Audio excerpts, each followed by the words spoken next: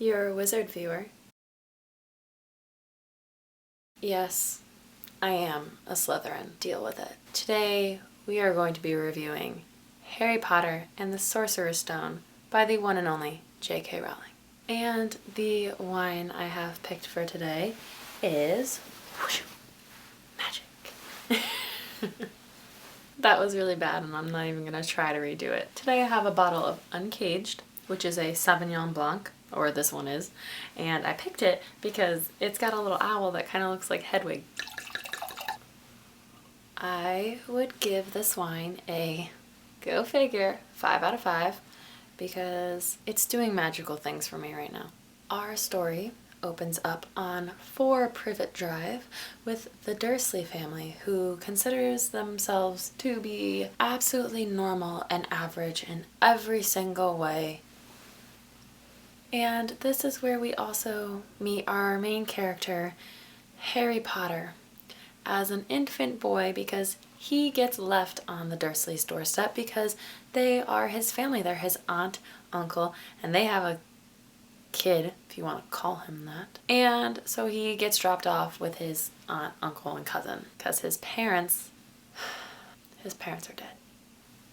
What Harry doesn't know is he's actually famous and all of that, which we all know because I don't think there's a human being on this planet that doesn't know about the book or the movie or both. So Harry grows up with the Dursleys, who absolutely despise him to a certain point, and Dudley is mean and fat and he's just a horrible kid, and like I said, his aunt and uncle treat him terribly. He lives in the freaking closet under the staircase. Anyway, it is Dudley's birthday, and so Harry's Aunt Petunia and Uncle Vernon are going to take Dudley to the zoo, and Harry's like, can I come? And so they don't really want him going, but he does, on the condition that there's no funny business and he behaves and acts like a normal child.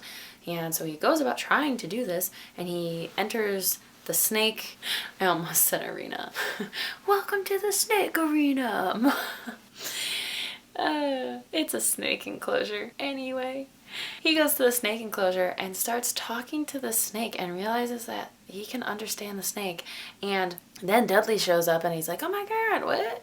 And the glass disappears and the snake comes out and he's like, thanks, dude. And Harry's like, oh my god. And then they get mail, and Harry has a letter, and it is addressed to Mr. H. Potter, the cupboard under the stairs, 4 Privet Drive. And he is like, that's me. And Uncle Vernon takes his letter and he's not allowed to open it. Except here's the issue. More of them start coming and they start piling into the house, and they keep trying to escape it because this is weird and they can't control it, so they go far away because Mr. Dursley opened the letter and he knows exactly what it is, and he is trying to avoid this at all costs. So the Dursleys and Harry go to a shack on a rock in like the middle of the ocean to try to avoid these letters, right? But you can't avoid Hagrid.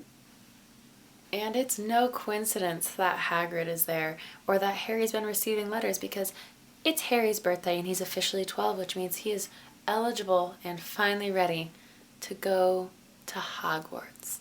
So Hagrid is telling Harry about how he's a wizard and he's supposed to go to Hogwarts. The Dursleys and Dudley are, of course, fully against this because a wizard isn't normal. So they of course don't want him to go and or have fun or any semblance of a life.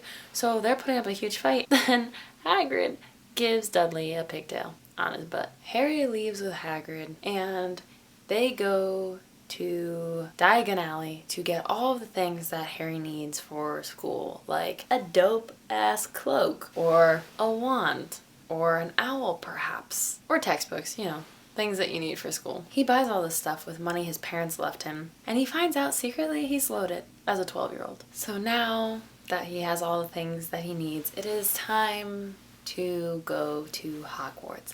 And so he has to go through platform 9 3/4. There is a platform 9 and there's a platform 10. There is nothing in between. So his uncle drops him off and is like, good luck, bro. Ha. But luckily for him, he runs into the Weasley family. So with the help from the Weasleys, Harry makes it through platform 9 3/4. Through platform? Makes it into? They're on the train and Fred and George Weasley, who are twins, if you didn't know, which I feel like is impossible, but hey, what do I know? They realize who Harry is because they see his scar and they're like, oh my god, you're not. Oh my god, he is. This is Harry Potter. Holy crap. Harry buys a bunch of stuff like chocolate frogs and all sorts of good stuff, and he bonds with Ron and they meet Hermione and kind of bond with her. I don't know, it's complicated. We also meet Draco Malfoy, and we hate him. I secretly love him. Don't tell anyone. But now it's time for the Sorting Hat ceremony, which is the hat that goes on the head and they're like, Hufflepuff! That like so rarely happens. I'm sorry, Hannah. Draco is determined to be Slytherin, and Ron and Hermione are Gryffindor, and so it's Harry's turn to go to the Sorting Hat, and he's like, not Slytherin, not Slytherin, because he thinks it's a bad house. I think we're more misunderstood. That's all I'm saying. And the Sorting Hat's like, are you sure? Because you could be really great there. But so instead, the Sorting Hat puts him into Gryffindor, and so shall it be. Harry goes to potions class, and that's where he meets Professor Snape. Snape and Harry don't get along because Snape hates the fact that Harry's so famous for being worthless. And so he's like, turns out you know nothing. I guess fame isn't all it's cracked up to be. And Harry's like, listen, dude, I had no idea I was a wizard until like a week ago, so like cut me some slack, ? So now the kids are with Madam Hooch for their flying lesson, and Neville ends up hurting himself, and Draco stole his Remembrall and is now playing keep away with Harry, and so Draco's like, I'm gonna leave it somewhere where Longbottom will have a hard time getting it. I don't know. And takes off on his broom, even though Madam Hooch told them to not touch their broomsticks because they're just learning their first years. They have no idea what they're doing. And so Draco leaves with a Remembrall, and Harry chases him and is surprisingly good on a broomstick for someone who grew up with muggles. Draco throws the Remembrall, Harry catches it, impressively so. Professor McGonagall sees all this and she's like, Harry Potter! And he thinks he's in trouble, but he's not. She wants him on the Quidditch team as the Seeker. He's incredible because he's Harry Potter. So now Harry is learning all about Quidditch, which is a game he had never heard of, and now he's the Seeker, which is like kind of the MVP or the quarterback, if you will. Actually, I know nothing about football, so I don't know if it's comparable to being the quarterback of a football team. But I imagine that it is because people talk about Tom Brady the way they talk about Harry Potter, so. But now there's a troll in the castle, and Hermione's trapped in the bathroom with it, and so Harry and Ron have to go save her. Hermione doesn't need saving. And so Ron distracts it, and then Harry and Hermione run, and then Ron does the Wingardium Leviosa, and the club raises and drops on the troll's head, and he like saves the day. But now it's Quidditch time, and it is Slytherin against Gryffindor. And so Harry is the Seeker, and he's playing the game, and he's waiting his turn, and then when he sees the snitch, he goes to dive for it, but his broom starts acting all funky, and Hermione's like, oh my god, it's Snape. He's cursing the broom. So she goes, sets his cloak on fire, and then Harry gets regained control of his broom, and catches the snitch in his mouth, coughs it up. He ends the game. It's a victory, which is incredible because he's a first year and that has never happened because they're not usually allowed to play. And cheers to Harry. And now it's time for the holidays. So most children go home, but Harry doesn't, because why would he go home to the aunt, uncle, and cousin who are brutally mean to him and abusive in so many ways? Like, where is DCF when you need them? That's beside the point. But what is the point is Harry gets gifted this invisibility cloak, which is dope because not many exist, and only one exists that's the same as Harry's, so Harry discovers the mirror of Erised, and he sees himself with his mother and his father, and he is awestruck because, of course, he never really met them. He goes to show Ron But Ron doesn't see Harry's mom and dad. Ron sees himself as a prefect and or head boy, rephrase, and also as this Quidditch champion. And so this is where they realize that the mirror shows you what you want to see. But now let's talk about Nicholas Flamel, because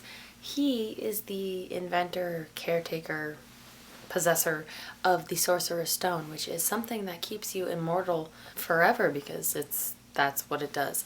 And Harry, Ron, and Hermione piece together that the three-headed dog in the upstairs middle basement, I don't remember where it's located, I just know it's in Hogwarts, and that's what it's guarding. It's gardening. Wow.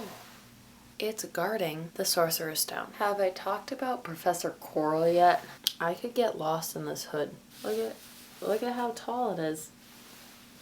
Professor Quirrell is the Defense Against the Dark Arts teacher, and he's odd. Also, did you know that Hagrid is harboring a dragon, which you're not allowed to keep as a pet? But don't worry, it's fine. Harry goes to the Enchanted Forest. I mean, the Forbidden Forest, and he meets some centaurs, and they're like, "Oh my god, you're Harry Potter," and he's like, "Yeah, I am. What's it to you?" And they're like, "Well, Harry Potter, you're Harry Potter, so you need to get out of here." And he's like, "Okay." So they leave, and that's kind of that. But now it's time to get into the trapdoor and pass Fluffy. Hermione has to petrify Neville to get past him, because he's like, "No, you're going to lose those small house points." And Hermione's like, "I don't really care, so sorry, Neville, I'm sorry." They go to the trapdoor. They get by the dog by playing some music to calm it down, and then a whole lot of stuff happens. They have to go through a bunch of tests kind of things. They're keys with wings, and they have to fly around to get the right one to open the door that they need to go to. They do that. Now they are forced to play wizard's chess, but it's life-size, and Ron, Hermione, and Harry have to jump on top of one of the pieces and be that piece. And so Ron ends up getting hurt. They make it past the game of chess, and Harry's like, "Hermione, you should really tend to Ron. Take him back. I'll be fine. I got this." Only to find Professor Quirrell is the mastermind behind it all, and he's in search of the stone. Joke's on him. A bunch of stuff happens. The stone ends up in Harry's pocket, and as it would turn out, Professor Quirrell is housing Voldemort in the back of his head. So Professor Quirrell and Harry have it out, and I guess Voldemort, because he's mixed in there. Harry passes out, wakes up, and Professor Quirrell is apprehended. Voldemort is gone, and Dumbledore's like, "It's okay, dear boy, everything's fine." And then it's all over. So now it's time for the breakdown. Cover design is going to get a 5 out of 5. I love this cover. It's him playing Quidditch, which is a big part of who he is. Characters are also a 5 out of 5 because I love all the different dynamics that we have. We have Hagrid, we have Hermione, we have Harry, we have Ron, we have Voldemort, we have Draco, and Dumbledore. And then we have plot, which is a 5 out of 5 because wizards, witches, Harry Potter is the freaking standard of all witchcraft stories. And then the ending. The ending I will also give a 5 out of 5 too, because the resolution to this specific story is satisfying in and of itself. And then of course there is the book drop, which is when Harry finds out that Professor Quirrell has Voldemort in the bag of Zin, and that's a 5 out of 5. So Harry Potter and the Sorcerer's Stone is going to get a 5 out of 5, a perfect freaking score, because it's Harry Potter. As always, thank you for watching. Do the thing where you subscribe. That's really it. See you next Friday. I hope you liked it. Toodles.